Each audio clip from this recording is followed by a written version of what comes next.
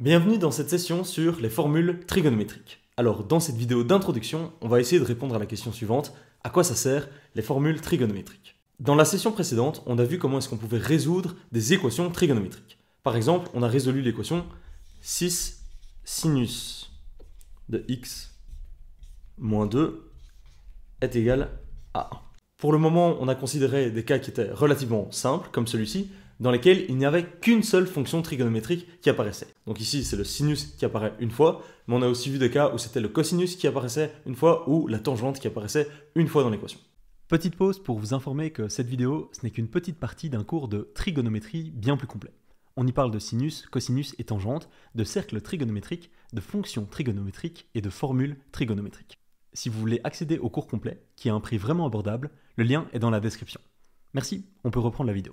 Il existe des équations trigonométriques dans lesquelles il y a plusieurs fonctions trigonométriques qui apparaissent. Quand on est face à ce type d'équation, où il y a plusieurs fonctions trigonométriques qui apparaissent, les choses se compliquent. Et alors, il peut être utile ici d'utiliser des formules trigonométriques pour simplifier les expressions. Les formules trigonométriques, un petit peu de la même manière que les identités remarquables en algèbre, ce sont des identités, des égalités qui permettent de simplifier des expressions et au final de simplifier des équations à résoudre. Dans cette section, on va donc voir ensemble certaines formules trigonométriques et on va les démontrer. C'est tout pour cette courte vidéo d'introduction, on se retrouve à la prochaine vidéo, à très vite.